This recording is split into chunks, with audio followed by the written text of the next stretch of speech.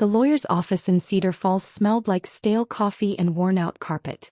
It was strange that I noticed something so ordinary when my entire life was about to change. Mr. Castellan adjusted the reading glasses resting halfway down his nose. He cleared his throat more than once as if he hated being the one delivering the news. My grandfather, everyone called him Pop, even my mother, had passed away 3 weeks earlier. He died peacefully in his sleep at his farmhouse on Thistle Ridge Road. He was 86 years old and stubborn until his very last day. Pop had started Renner Trailwear with nothing more than a folding table in his garage.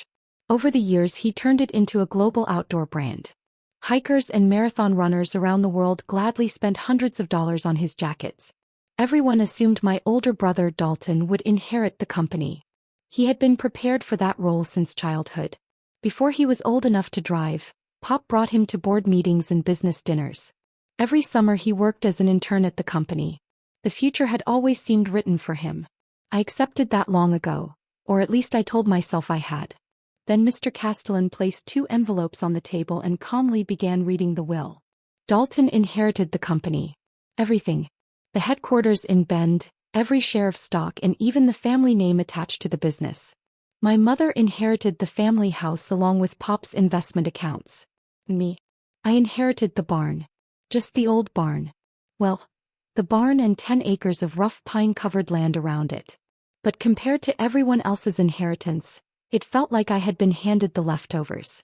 My father, Wendell, let out a small laugh. It wasn't cruel. It sounded more like someone trying to fill an uncomfortable silence.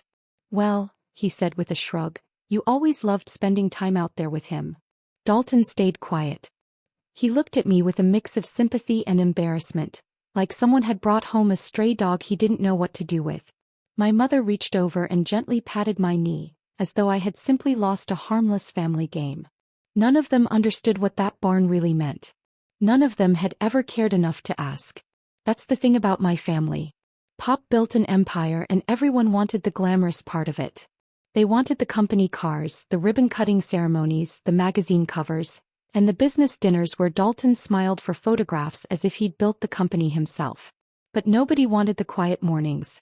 Nobody wanted to spend Saturdays inside an old barn that smelled of sawdust, leather, and machine oil, listening to an elderly man quietly solve problems with his hands. Nobody except me. I had been going there since I was 9 years old. My dad used to drop me off whenever he ran errands because it was easier than hiring a babysitter. What started as simple childcare slowly became the most important education of my life. Pop taught me how to read blueprints before I had even mastered long division.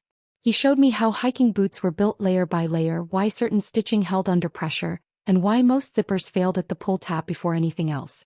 Most importantly, he treated me like my opinions mattered. To be honest, not many people in my life ever did. That barn wasn't just an old building filled with tools. It was where I discovered who I was. So when Dad joked that I loved working out there, his words hit differently than he intended. Because he was right. I did love working beside Pop. What Dad never understood was what working actually meant. He had never stepped inside that barn even once. 2 days after the will was read, I drove back to Thistle Ridge by myself. I wasn't planning to sell anything. I simply wanted to sit on Pop's old workshop stool, breathe in the familiar smell of wood and oil, and grieve without anyone watching. I hadn't even finished unlocking the padlock when another vehicle rolled into the driveway.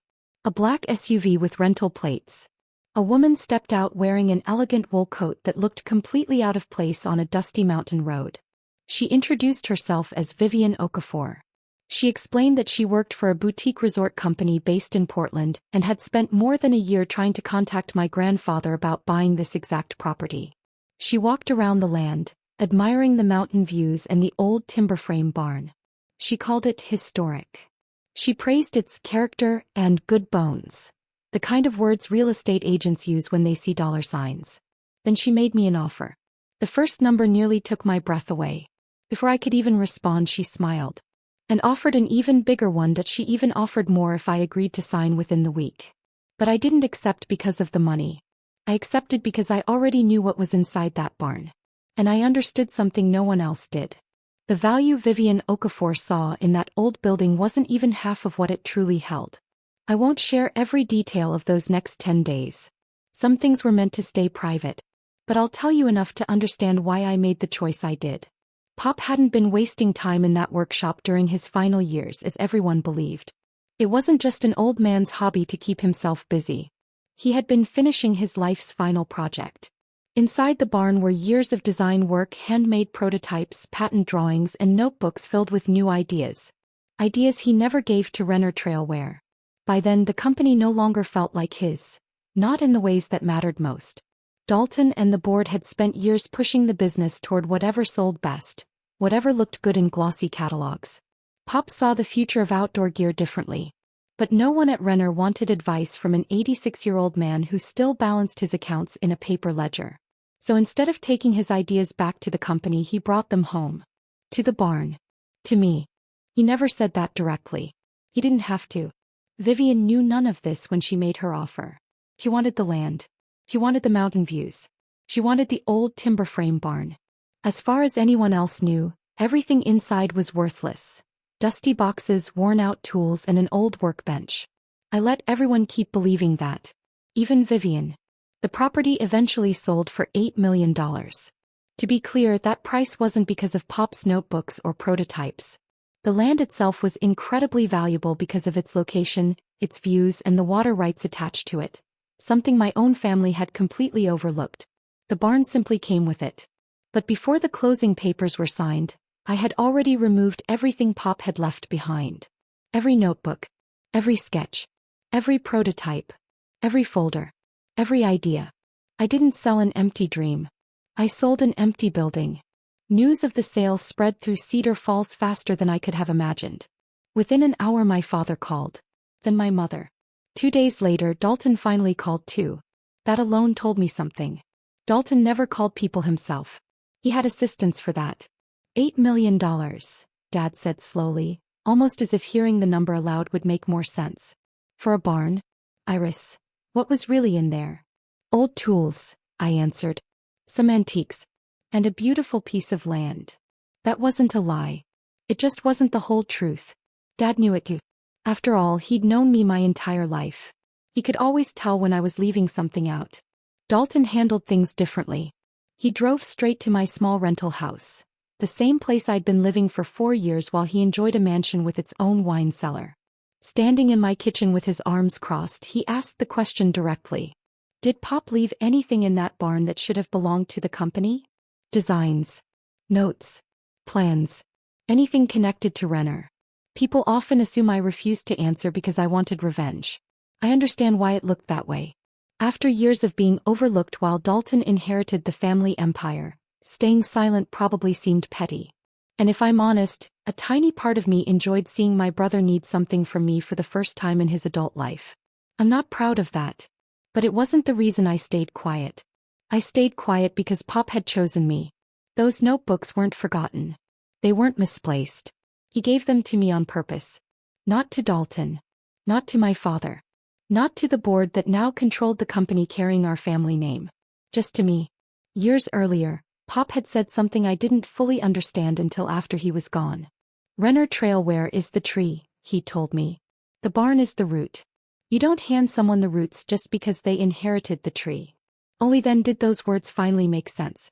He had every right to decide who inherited the part of himself that didn't belong to contracts, shareholders, or corporate offices. And he chose me. If I had told Dalton about those notebooks, I already knew what would happen. The lawyers would arrive. Arguments would begin over ownership.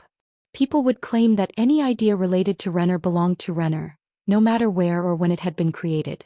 My father would almost certainly side with Dalton, not because he wished me harm, but because he'd always believed the company mattered more than anything outside it.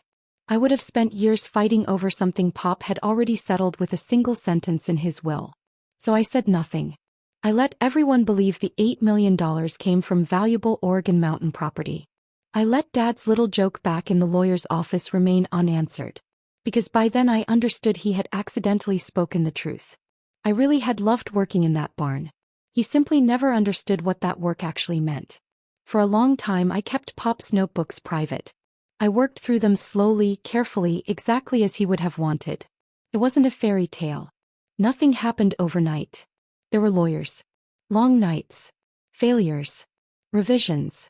I moved Pop's old workbench into a small rented workshop outside town and continued where he had left off, doing everything I could to preserve the spirit behind his ideas instead of simply chasing profit. Today, Dalton runs a company that carries our grandfather's name. I built something much smaller, much quieter, but it's entirely my own.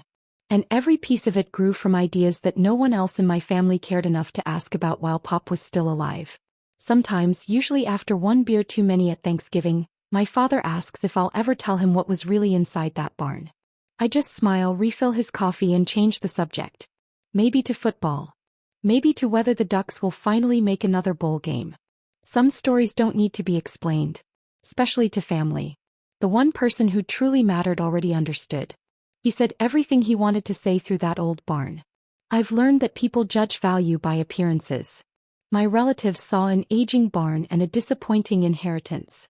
I saw the place where someone believed in me, taught me and trusted me with the best part of himself.